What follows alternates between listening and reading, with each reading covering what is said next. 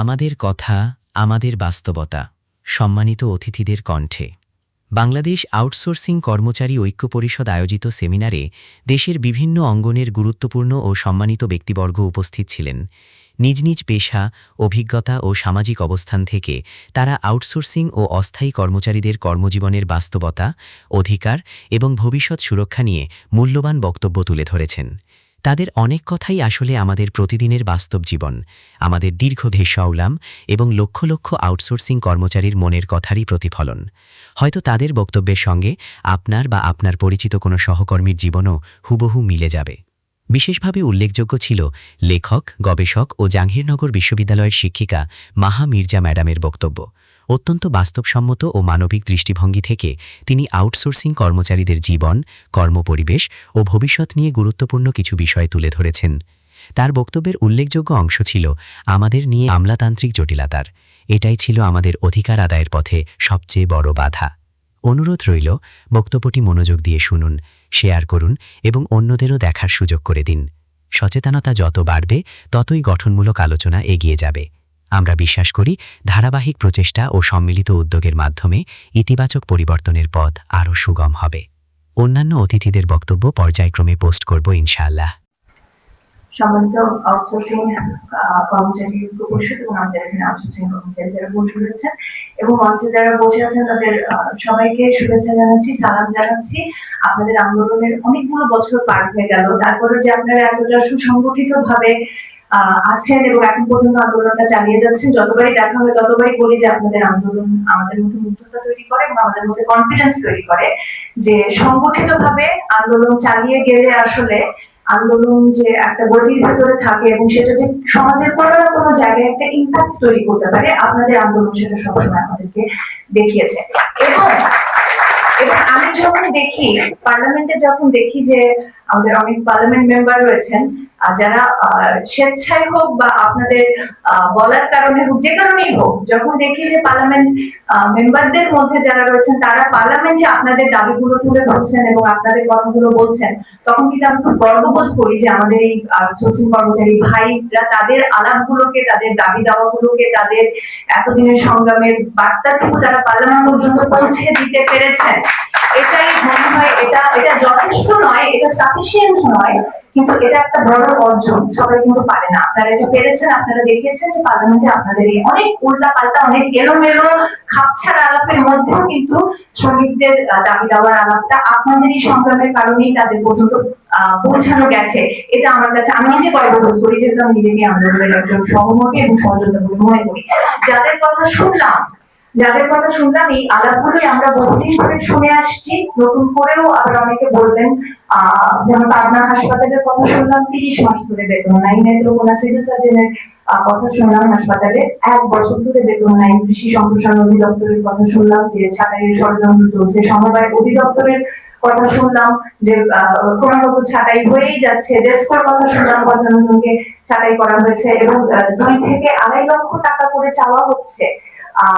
এছাড়াও আরো অনেকগুলো প্রতিষ্ঠানের কথা শুনলাম যারা 10-15 বছর 20 বছর ধরে চাকরি করেছেন, কিন্তু আলটিমেটলি তাদেরকে কোনো ধরনের নোটিশ ছাড়াই হঠাৎ করে বলা হচ্ছে যে আগামী মাস থেকে তোমার চাকরি নেই। এটি তো আপনাদের গল্পটা কাহিনী অনেক দিন ধরে আমরা শুনে আসছি যে হুট করে চাকরি থেকে বের করে দেওয়া।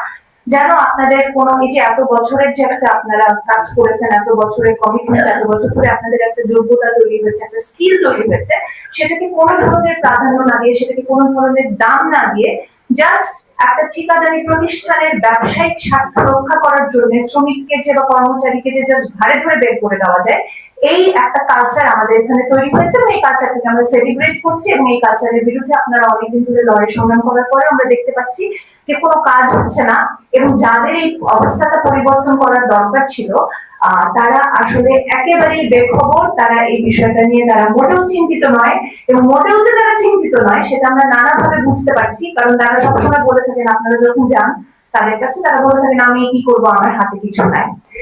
তাদের যে হাতে কিছু নাই কথাটা যে মিথ্যা, এটাও আমার মনে হয় আমরা বুঝতে পারি, কারণ তারা যদি ঊর্ধ্বতন কর্মকর্তা না হোক, ঊর্ধ্বতন কর্মকর্তা হয়েও যদি তাদের হাতে কিছু না থাকে, তাহলে এটা কার হাতে?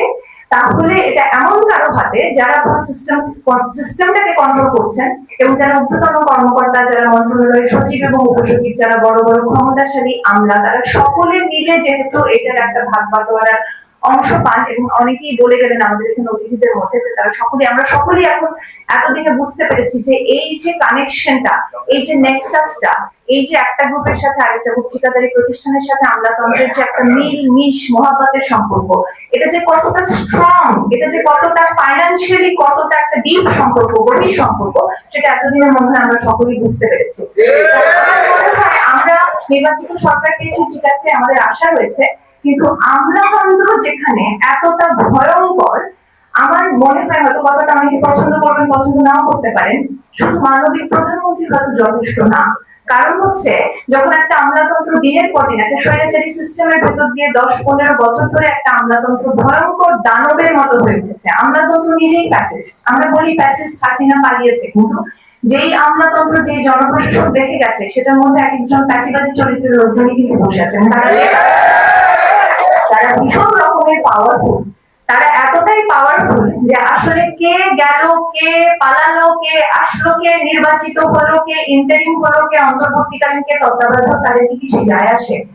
কারণ তারা দেখেন, আপনারা আন্দোলন করছেন সেই 5ই আগস্টের পর থেকে অনেকগুলো বছর পার হয়ে গেছে, তার আগেও আপনাদের আন্দোলন ছিল, কিন্তু তিনটা গভর্নমেন্ট এসেছে গেছে, এর মধ্যে একটা স্বৈরাচারী গভর্নমেন্ট গেছে, মাঝখানে একটা ইন্টারিম গভর্নমেন্ট গেছে যে আসলে কি করবে না করবে কিছু বুঝতে পারে নাই, তারপরে এখন একটা নির্বাচিত গভর্নমেন্ট। এই 3 গভর্নমেন্টের পুরো সময়টা জুড়ে আমলাতন্ত্রকে আমরা কোনো টিকি লাগাতে পেরেছি না, আমলাতন্ত্রের মধ্যে আমরা কোনো মানবিকতা পয়দা করতে পেরেছি না। তারা যে জমিদারের মতো চলাফেরা করেন, শ্রমিক এবং কর্মচারীদের ব্যাপারে তাদের যে অ্যাটিটিউড, তাদের যে জমিদারি মনোভাব, এবং তারা যে সব সময় চোখ বন্ধ করে, যখন কর্মচারী এবং ব্যবসায়িক প্রতিষ্ঠানের মধ্যে যে দ্বন্দ্ব, তার মধ্যে যে চোখ বন্ধ করে তারা ব্যবসায়িক প্রতিষ্ঠানের পক্ষ নেন এবং তাদের সাথেই কাজ করেন, তাদের কোনোভাবে তাদের এই মনোভাব, তাদের এই কার্যকলাপের কি কোনো ধরনের পরিবর্তন ঘটেছে? এটা 3টা সরকার সারা বাংলাদেশে তো তোলপাড় হয়ে গেল, অনেক কিছু হলো, অভ্যুত্থান হলো, স্বৈরাচার সরকারের পতন হলো, একটা অন্তর্বর্তীকালীন সরকার এলো, একটা নির্বাচন হলো, নির্বাচন হবে কি হবে না, মানে নানা ধরনের এলোমেলো ওলটপালট অনেক কিছু ভিতর দিয়ে আমরা এসে দেখলাম যে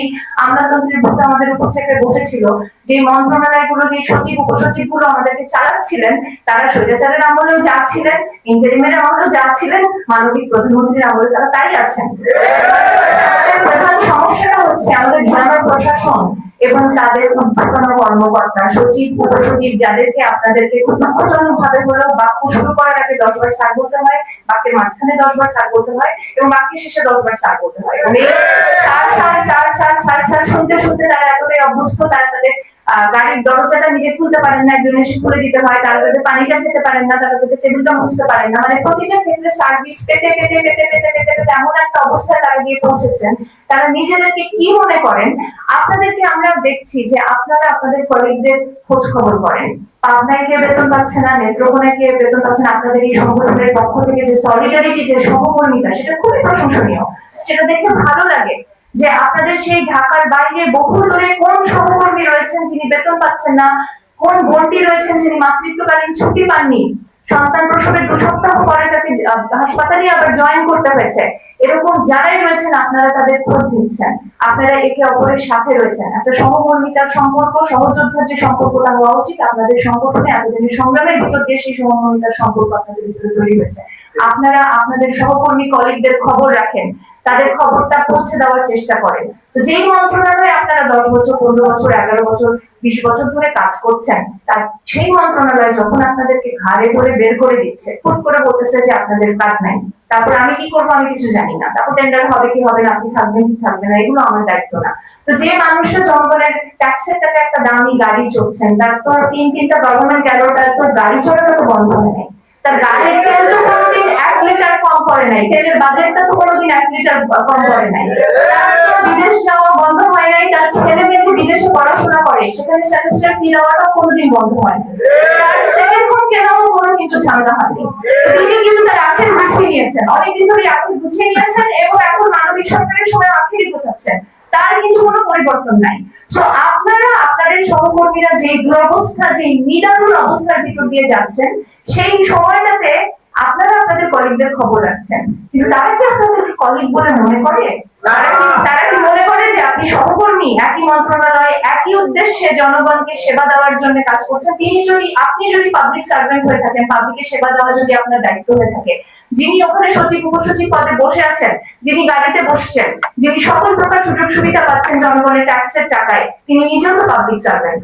কিন্তু তার অ্যাটিটিউড, তার মনোভাব, তার মানসিকতা কি পাবলিক সার্ভেন্টের মনোভাব, না পাবলিকের রাজার মতো তিনি চলেন, নাকি তিনি জমিদার এবং প্রভুর মতো চলেন? তিনি জনগণের সাথে কি ব্যবহার করবেন বা জনগণের জন্য কি পলিসি নির্ধারণ করবেন? তার নিজের মন্ত্রণালয়ে যেই আয়া কাজ করেন, যে নিজের মন্ত্রণালয়ে যে ক্লিনাররা কাজ করেন, যে ড্রাইভার ভাই কাজ করেন, যে বাবুর্চি কাজ করেন, যে সাউন্ড সিস্টেমে যিনি কাজ করেন, আমরা শুনলাম যে একটা অনুষ্ঠান হয়ে যাওয়ার পরে একজন বলছিলেন, আমার খুব খারাপ লাগলো, যে সকলের জন্য খাবারের ব্যবস্থা থাকে, কিন্তু যারা অনুষ্ঠানটা পরিচালনা করেন তাদের জন্য খাবারের একটা বরাদ্দ থাকে না। তো তার মানসিকতাটা কোন জায়গাতে আটকে আছে? কোন ধরনের ফিউডাল সামন্তবাদী একটা চিন্তার ভিতরে তার মানসিকতা আটকে আছে? তিনি নিজেকে যেভাবে প্রভু মনে করা শুরু করেছেন, তিনি নিজেকে যা মনে করেন, সেই মানসিকতার পরিবর্তন না হলে আসলে এই যে তারা ঠিকাদারি প্রতিষ্ঠানের সাথে তার এত বন্ধুত্ব, এত দোস্তি, ঠিকাদারি প্রতিষ্ঠান বন্ধুত্ব নয়, এটা তো আসলে একটা ফাইন্যান্সিয়াল কানেকশন। এটা শুধু বন্ধুত্ব এমনি হয় না। তো এই যে একটা ফাইন্যান্সের কানেকশন, অর্থনৈতিক একটা লেনদেন, এই লেনদেন এত গভীর, এই লেনদেনের ব্যাপারটা আপনারা যদি এক্সপোজ করতে না পারেন, এই যে তাদের ভিতরে একটা গভীর সম্পর্ক আছে বলেই তারা আপনাদেরকে ঘাড়ে ধরে বের করে 20 বছর কাজ করার পরেও আপনাদের জব সিকিউরিটি দেওয়ার ব্যাপারে তাদের বিন্দুমাত্র কোনো কনসার্ন নাই।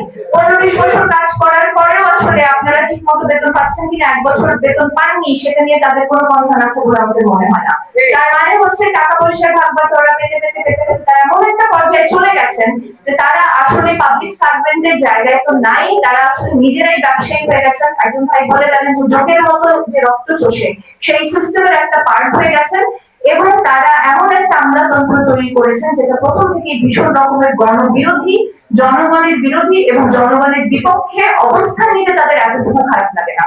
আমার মনে হয় আমরা সরকারকে বহু ক্রিটিসিজম করি, সরকারের সমালোচনা সবসময় হবে, কিন্তু প্রতিটা সরকারের আমলে যে আমলাতন্ত্র এমন ভাবে জেগে বসেছে, সেটা শিল্প মন্ত্রণালয়, সেটা কমার্স মিনিস্ট্রি, আমি শুধু একটা উদাহরণ দেই, আমাদের শিক্ষা মন্ত্রণালয় গুলো এই যে 2 বছরে 400-450 কলকারখানা বন্ধ হয়েছে। আপনি দেখেছেন যে শিল্প মন্ত্রণালয়ের ভিতরে যারা উদ্বোধন কর্মকর্তা রয়েছে তাদের কোনো কনসার্ন আছে যে কলকারখানা বন্ধ হয়েছে? এত শ্রমিক যে দিনের পর দিন বেকার হয়ে যাচ্ছেন, শিল্প মন্ত্রণালয় থেকে না করে তাদের তো দায়িত্বটা কি? শ্রম মন্ত্রণালয়ের দায়িত্বটা কি? শ্রমিক, শিল্প এগুলোকে বাঁচানো। তারা উল্টো কাজটা করেন, তারা ঠিক যেই কাজটা জনগণের বিরুদ্ধে যায়, শ্রমিকের বিরুদ্ধে যায়, শিল্পের বিরুদ্ধে যায়। কমার্স মিনিস্ট্রি যার কাজ হচ্ছে বাংলাদেশের বাণিজ্য ঠিক করা, তারা হচ্ছে জোট বেঁধে একটা মার্কিন চুক্তি করে এসেছে বাংলাদেশের বাণিজ্যকে পুরোপুরি একেবারে শেষ করে দেওয়ার জন্য। তো যার যে কাজটা করার দরকার সে তার উল্টো কাজটা করে, যার যেই পক্ষে থাকার দরকার সেটা উল্টা পক্ষে থাকে।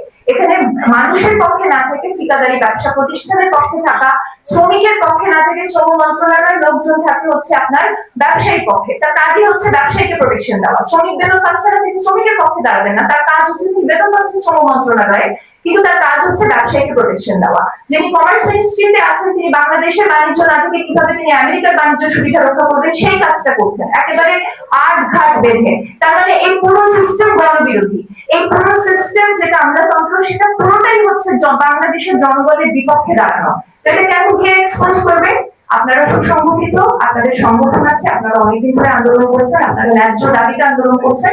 মন্ত্রণালয়গুলোর ভেতরে কি অবস্থা, আমলাতন্ত্র কিভাবে কতটা হাইলি করাপ্টেড, এটাও আমার মনে হয় এতদূর যখন এসেছেন এটা এক্সপোজ করা, এদের বিরুদ্ধে কথা বলা, আমলাতন্ত্রের মুখোশটা খুলে দেওয়ার দায়িত্ব আপনাদের। আপনাদের উপর আমাদের যথেষ্ট ভরসা আছে, কারণ আপনারা এতদূর পর্যন্ত এসেছেন, ভবিষ্যতে আপনারা আরো অনেক দূর যাবেন এবং আপনারা প্ল্যাটফর্ম করেন, পার্টি করেন, আমরা সাথে আছি আপনাদের। ধন্যবাদ।